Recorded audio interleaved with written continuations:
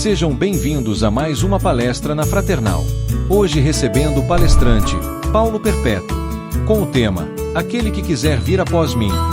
Rádio e TV Fraternal sempre em sintonia com você.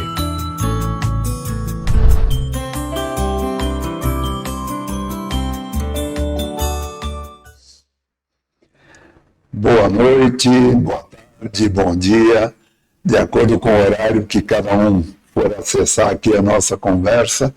Uma alegria muito grande, mais uma vez, estar aqui para falar um pouquinho do Evangelho de Jesus. Agradecemos aí a Rádio e TV Fraternal, que nos abre as portas, nos dá a oportunidade, e pelo trabalho maravilhoso, né? De levar paz, esperança, consolação a todos os corações que acompanham a programação da rádio. Na noite de hoje, a gente trouxe um tema que é aquele que quiser vir após mim, e nós deixamos uma reticências. Por quê? Porque é muito assunto, é uma gama muito grande de coisas para que nós possamos pensar. O que Jesus quis dizer com aquele que quiser vir após mim? Por que nós nos interessaríamos em vir após Jesus? E aí nós vamos lá para o Livro dos Espíritos, né? Na questão 625, onde Kardec pergunta aos espíritos qual o tipo mais perfeito que Deus tem oferecido ao homem para lhe servir de guia e modelo.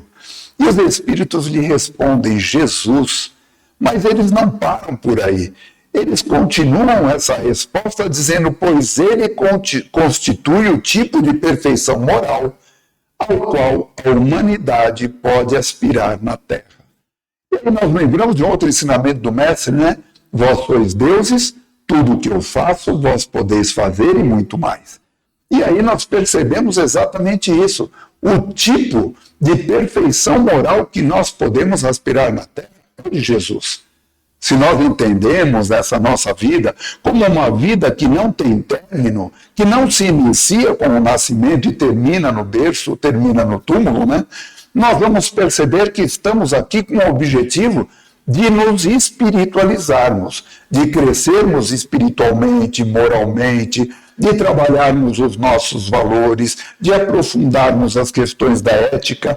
E quando nós entendemos que isso se faz através dos ensinamentos do nosso Mestre Jesus, aí a gente percebe que, se nós quisermos seguir os seus passos, isso só nos trará alegria e felicidade e nos aproximará cada vez mais de Deus, porque Jesus tratava a Deus como o Pai absoluto, o Senhor de toda a vida, aquele soberanamente justo e bom. Então a gente percebe que seguir a Deus é bom. Mas quando nós começamos a analisar essa passagem, essa frase, passo a passo, nós vamos percebendo algumas nuances que até então nós não havíamos olhado para ela com o cuidado devido. Então Jesus começa nos dizendo, aquele que quiser vir após mim. Então olha só, ele não nos exige nada, ele não coloca nada como obrigação. Ele diz, aquele que quiser. Ou seja, ele usa o verbo querer, ele respeita a nossa individualidade, a nossa escolha. Então é quando quisermos, como quisermos e se quisermos. Porém, quanto mais nós adiarmos esse momento de seguir os ensinamentos do Mestre, mais dores e sofrimentos nós vamos acumulando. Não significa que vamos sofrer mais, passar por mais dissabores, porque não quisermos, não escolhemos ainda seguir a Jesus. Significa que enquanto não iniciarmos seguir o nosso Mestre nos seus ensinamentos, nós não entenderemos direito tudo aquilo que acontece conosco. Estamos aqui para nos melhorar. E seguir Jesus precisa ser uma decisão consciente, uma decisão pensada, uma decisão planejada, porque nós não podemos nos dar ao luxo, nesse ponto, de fazer o que nós chamamos na terra de voo de galinha, né? Aquele fogo de palha. Não podemos iniciar alguma coisa que não vamos dar continuidade. Quando nós decidirmos de coração, de consciência, seguir o nosso Mestre, isso precisa ser uma coisa contínua e sem prazo de validade. Precisamos seguir a Jesus o tempo todo, em todos os momentos, de todas as formas, porque é isso que nós estamos precisando para as nossas vidas. Não correr o risco de irmos ficando para trás, de sermos abandonados por nós mesmos. Porque muitas vezes, quando a gente fala de seguir o Mestre, a gente o segue como Pedro, lá no momento da negação dele, quando Jesus é preso, diz assim, e Pedro o seguia de longe. Pedro, que havia caminhado com ele, que havia sido o primeiro apóstolo a ser chamado. Pedro, que era a rocha sobre a qual Jesus disse que edificaria a sua igreja. Naquele momento, apenas o seguiu de longe. Então nós precisamos estar prontos para seguir Jesus e dar sequência nisso. Mas quando a gente pensa na sequência, a gente fala, mas Jesus em algum momento condicionou: aquele que quiser vir após mim e me seguir, negue-se a si mesmo. E aí a coisa começa a complicar. O negar a si mesmo é, assim, exterminar o personalismo. Perceber que nós não somos os únicos espíritos encarnados nesse planeta, não somos os únicos espíritos criados por Deus, estamos entre os melhores, mas não somos os melhores. Ainda estamos caminhando para nos melhorar, para aprender um pouco mais. Então, quando nós abandonamos o personalismo, nós começamos a enxergar todas as outras pessoas que vivem ao nosso lado, todos os espíritos que compartilham conosco essa existência, essa experiência. Quantos que compartilham conosco as nossas dores? Quantas vezes necessitamos de um abraço, de um apoio, de um ouvido? E isso não nos foi negado, porque sempre Deus colocou no nosso caminho alguém disposto a nos ajudar, alguém disposto a nos enxergar. E nós precisamos devolver isso da mesma maneira. Tudo aquilo que recebemos de graça, temos por obrigação de graça passar adiante. Então, enxergar aqueles que caminham conosco é algo de muita importância. Negar a si mesmo significa isso. Perceber que as ilusões do mundo devem ficar no mundo, que não devemos nos tornar escravos das coisas que nós temos. Quando a gente fala da materialidade das coisas do mundo, muitos entendem que deveríamos escolher uma vida de miséria, uma vida de privações, e não é a isso que Jesus se refere quando fala conosco. Não é isso que o Evangelho do nosso Mestre nos ensina, não é isso que a doutrina dos Espíritos nos ensina. O que ela nos ensina é que devemos ser donos das coisas e não escravos das coisas materiais. O mundo está aí para que nós possamos nos aproveitar de tudo que está à nossa disposição. Mas a partir do momento que abandonamos a nós mesmos, no sentido ruim, nos desleixamos quanto ao cuidado com o nosso corpo, com a nossa mente, com o nosso espírito, isso sim é ruim. Quando Jesus diz negue a si mesmo, é negar as nossas más paixões, as nossas más inclinações, é trabalhar para vencer os nossos vícios, os nossos erros, é trabalhar para que possamos ser homens e mulheres melhores, extirpar de nós os vícios do orgulho e do egoísmo, que são as duas maiores chagas da humanidade. E muitas vezes, nós, por estarmos nesse mundo material, nos deixamos levar pelas ilusões da vida. Queremos os aplausos que o mundo tem para nos dar e nos esquecemos que aqueles que receberam aquilo que pediram aqui não terão mais direito a nada no reino dos céus, porque já o receberam enquanto estavam aqui encarnados. Tem uma história do livro Pontos e Contos, do irmão X, do nosso Humberto de Campos, que ele fala a respeito do discípulo de perto. Ele conta a história que Efraim, filho de Atade, ouvindo falar de Jesus, das maravilhas que Jesus vinha fazendo, os milagres, as curas, havia até transformado água em vinho numa festa de casamento, então ele começa a pensar, não será esse o príncipe prometido pelos profetas que viria para nos livrar do jugo dos romanos? Não será esse aquele que nos trará a glória para o povo judeu? E assim pensando, ele se aproxima de Jesus. Procurei Jesus num dia em que Jesus estava cabisbaixo, meio triste, porque ele acabara de entrar em Jerusalém sob o aplauso de todos, sendo ovacionado por toda a multidão. Mas aquilo para ele significava a proximidade do fim. Então ele se encontrava pensativo, porém recebia a todos da mesma maneira, com o mesmo carinho, com a mesma atenção. E quando Efraim se aproxima e diz: Senhor, gostaria de ter uma palavra contigo, ele diz: pois não, meu jovem, diga a que veio. E Efraim diz para ele: Senhor, gostaria de andar próximo ao seu coração, gostaria de caminhar ao seu lado, gostaria de ser um dos seus discípulos, mas não um discípulo comum, como tantos que existem, que o Senhor já tem. Gostaria de ser um discípulo de perto, aquele que estaria sempre próximo a ti. Jesus pensa um pouco e diz: que bom, fico feliz em ouvir tudo isso, Efraim, mas você sabe o que está me pedindo? Conhece as atribuições de um discípulo de perto?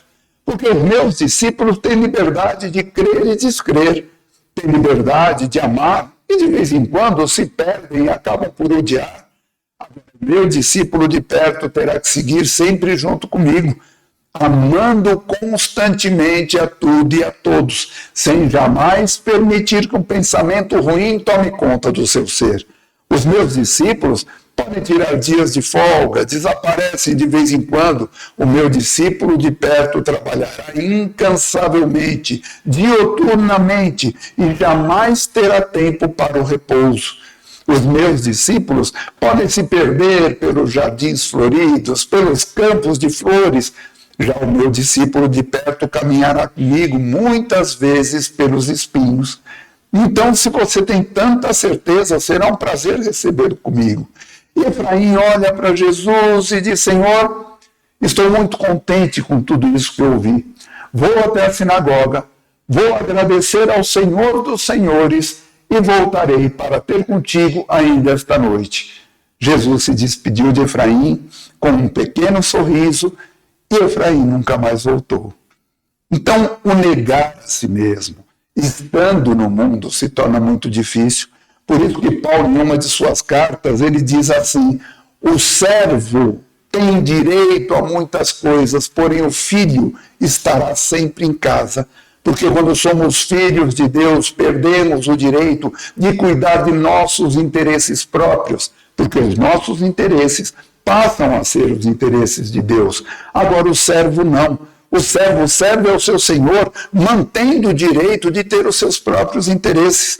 Então se torna difícil seguir a Jesus quando se trata de negar a nós mesmos. No Evangelho segundo o Espiritismo, no capítulo 17, Sede perfeitos, ele tem um título ali no meio, um subtítulo que é o dever. E nesse subtítulo ele diz assim: o homem que cumpre o seu dever ama a Deus mais que as criaturas, mas ama as criaturas mais do que a si mesmo. Isso é negar a nós mesmos. Reconhecer que todos aqueles que caminham ao nosso lado têm os mesmos direitos que nós, que todos aqueles que caminham ao nosso lado têm a mesma necessidade da luz e da grandeza de Deus no seu caminho. E como tal, entendê-los como nossos irmãos de caminhada, independente dos seus erros ou dos seus acertos.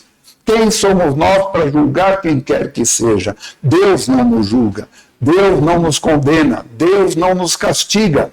O julgamento parte diretamente de nós mesmos, da nossa consciência.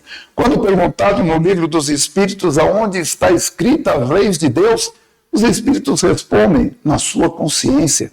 E é a partir da consciência que nós fazemos por aquele jogo, aquele treino do espelho, aquele exercício do espelho. Olhamos para nós mesmos, conversamos conosco, identificamos os nossos erros e não fazemos uma condenação suprema, porém nos alertamos das modificações, da transformação que nós precisamos fazer.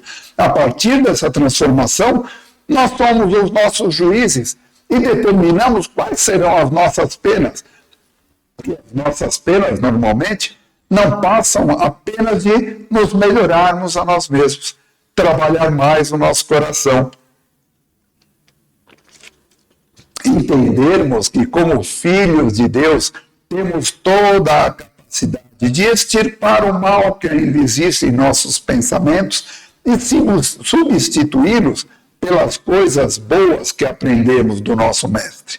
O nosso dia a dia nesse planeta é justamente para isso, para que possamos fazer desse planeta um lugar melhor, para que nós possamos não só melhorar a nós, mas melhorar todos aqueles que convivem conosco o tempo todo. Mas depois que Jesus disse para negarmos a nós mesmos, ele ainda tem mais uma contribuição. Depois de negar a si próprio, pegue a sua cruz. E o que significa pegar a nossa cruz? É entender todos os problemas pelos quais nós passamos, todas as coisas que nos acontecem, os incidentes, as dores, os sofrimentos, as perdas, como algo que é nossa. Não cometeríamos erros, ou, como gostam algumas doutrinas de chamar, não cometeríamos pecados que Jesus depois nos levasse em nosso nome, porque ele pegou a sua própria cruz. E cabe a nós pegarmos a nossa também e transformarmos, reformularmos esse que hoje está aqui vivendo.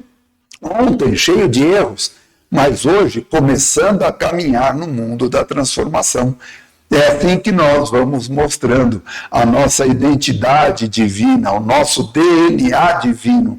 Quando nós pegamos a nossa cruz, que é intransferível, cada um de nós tem a sua, não adianta querermos trocar, olharmos para a do vizinho, achar que ela é menor, que ela é mais leve, porque a nossa tem o tamanho certo. E nós temos a capacidade total de carregá-la. Deus nos dá o frio conforme o cobertor. Não é isso que diz uma música popular? Então precisamos entender que se aquela pedra está no nosso caminho, é para que nós não tropecemos nela, mas para que nós a retiremos. Não para que a gente egoisticamente não tropece mais, mas para aqueles que vêm depois de nós também não tropecem nessa pedra. Então, aquele que quiser vir após mim, negue-se a si mesmo, pegue a sua cruz. E aí vem a parte principal. E siga-me. Então eu neguei a mim mesmo, eu peguei a minha cruz, eu estou fazendo por mim tudo aquilo que eu posso, agora chegou a hora de seguir Jesus. E nesse momento a gente percebe que a dificuldade se torna um pouco maior. Como a gente falou de Pedro naquele momento da negação, ele que havia convivido particularmente com Jesus, proximamente com Jesus, no momento de segui-lo, seguiu à distância. Só que momentos antes, quando Jesus fazia a cerimônia do lava-pés e disse a Pedro que ele chegaria ao ponto de negá-lo, e Pedro disse a ele: não, Senhor, eu o acompanharei, o seguirei até a morte se for preciso. Mas diz a história que Pedro seguiu de longe até o pátio da casa do sumo sacerdote. E ali se assentou com outros servos, esperando para ver o fim. Então, quando ele disse que seguiria Jesus, ele só foi até o pátio, e não até a morte. Quando ele disse a Jesus que estaria com ele o tempo todo, ele não conseguiu.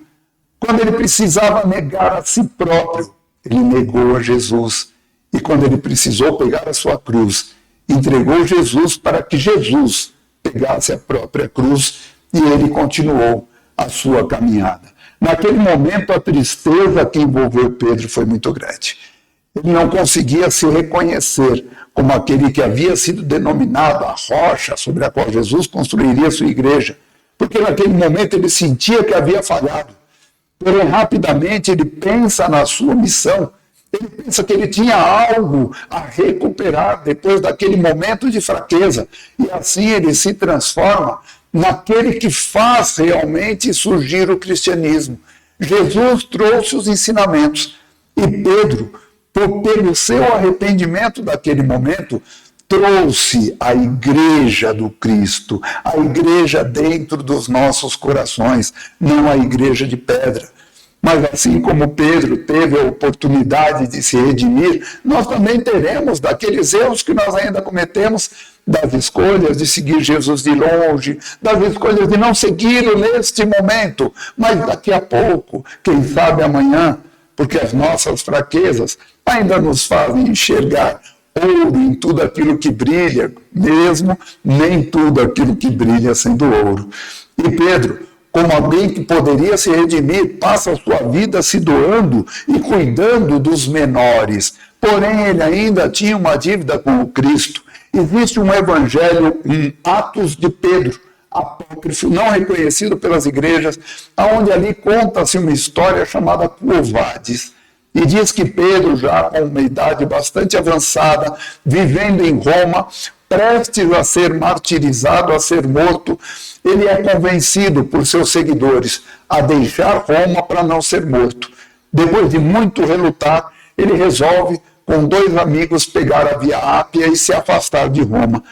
Nesse momento, quando ele está indo embora, ele vê uma figura que vem vindo no caminho deles, e quando vai chegando mais perto, ele percebe que é o Cristo, e o seu coração se enche de alegria. É onde ele diz a famosa frase, Domini, quo vadis? Senhor, aonde vais? E Jesus lhe responde, Pedro, vou a Roma ser crucificado novamente. E naquele momento, Pedro sente o seu coração aos pulos e fala, essa é a hora da minha remissão.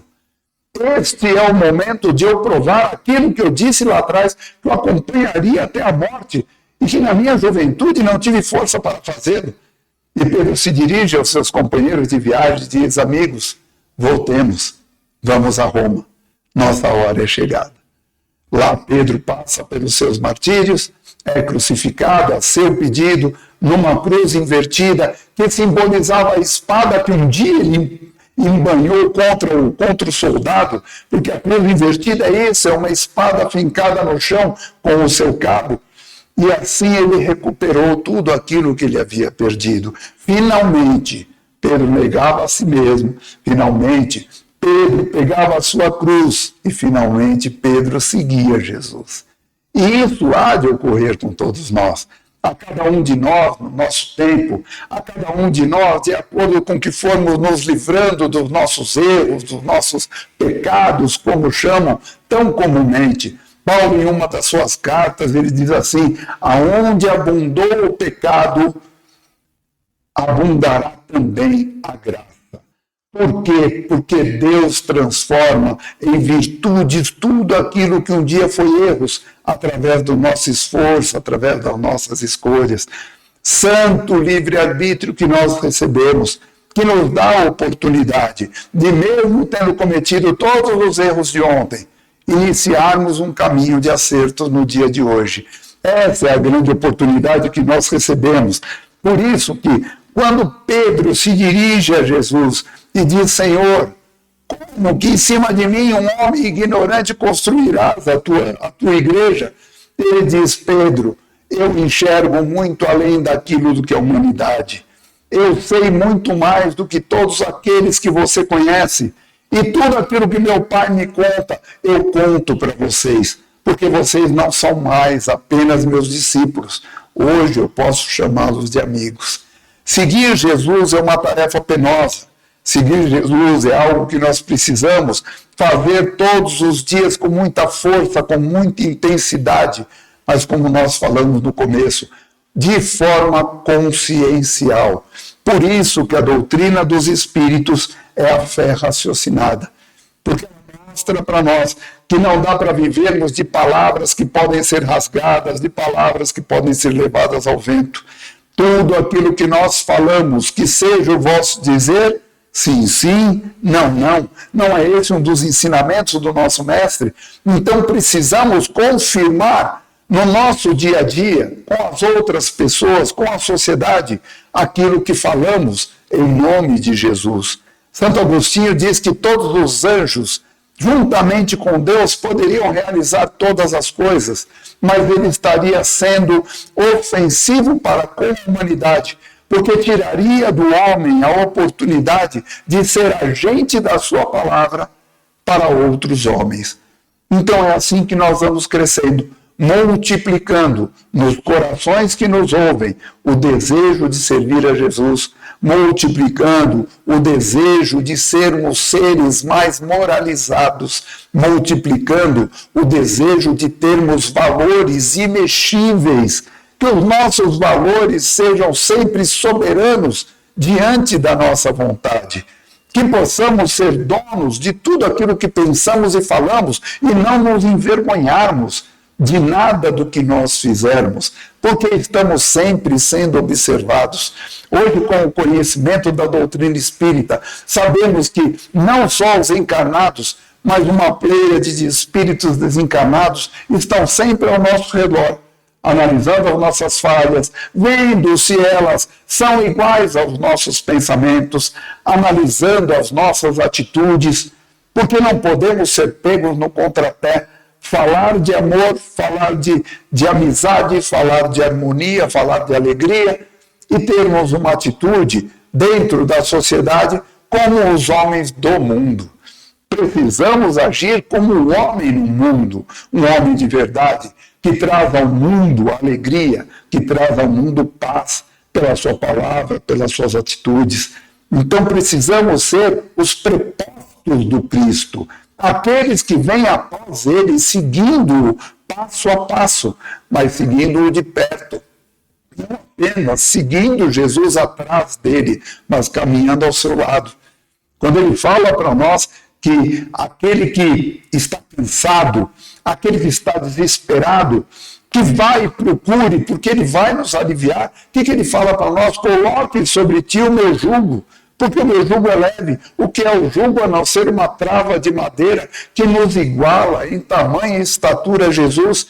E se caminharmos ao lado desse mestre maravilhoso, desse irmão divino, os nossos pesos, as nossas torturas, as nossas desgraças, que nós podemos chamar, serão muito mais leves, muito mais fáceis de carregar.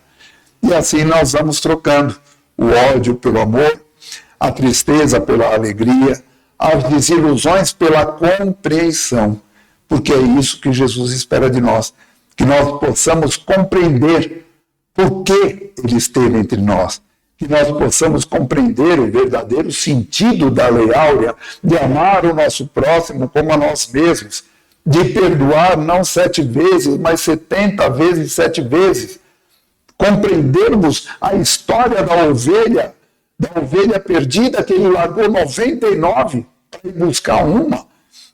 Esses dias eu recebi uma frase pela internet que dizia assim: eu nunca compreendi direito essa história de largar 99 para ir em busca de uma ovelha perdida e desgarrada, até que eu era essa ovelha. E aí sim, quando eu fui resgatado, quando eu fui buscado, quando eu fui encontrado, eu passei a entender a profundidade desse ensinamento. Quando é com o nosso próximo, às vezes, todos os ensinamentos de Jesus nos soam estranhos.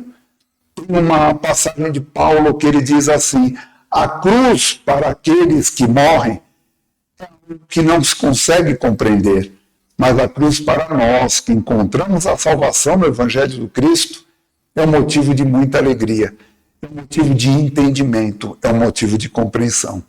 Compreendendo as palavras do nosso Mestre, nós vamos, com certeza, muito antes do que esperávamos, resolver por segui-los. Nós vamos querer segui-lo, nós vamos negar a nós mesmos, nós vamos pegar a nossa cruz com muita alegria, com muita satisfação, sabendo que ele não colocaria sobre nossos ombros mais peso do que nós podemos carregar.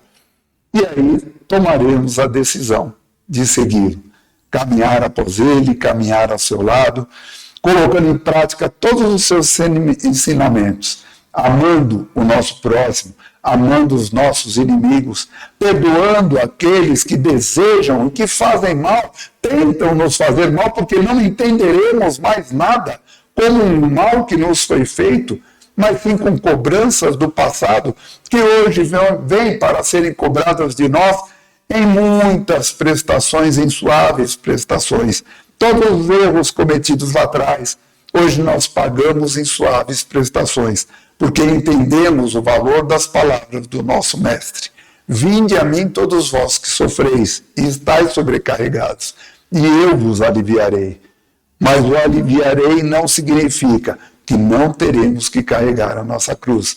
Vamos carregá-la com a alegria, como o Mestre o fez, sabe? Sempre contando que em nosso caminho também existirão sirineus que hão de nos ajudar a carregar a nossa cruz por decisão própria, não porque foram forçados a isso. Assim como nós ajudaremos muitas pessoas a carregar as delas, para que elas não esmoreçam, para que elas não desistam de um dia seguir o nosso amigo, o nosso irmão, o nosso Mestre Jesus, com o pensamento do coração, refletindo toda a luz que o nosso Mestre traz para nós todos os dias.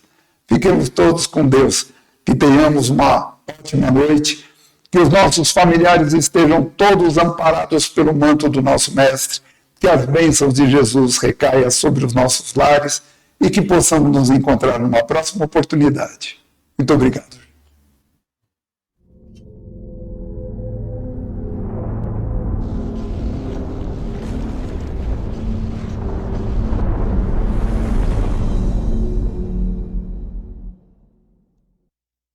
Acabamos de apresentar mais um programa Palestra na Fraternal. Sempre uma palestra diferente com temas ligados à doutrina espírita. Assista pelo YouTube, pela TV Fraternal e também no Facebook. Ouça pelo aplicativo da Rádio Fraternal e pelo site fraternal.net.br. Rádio e TV Fraternal, sempre em sintonia com você.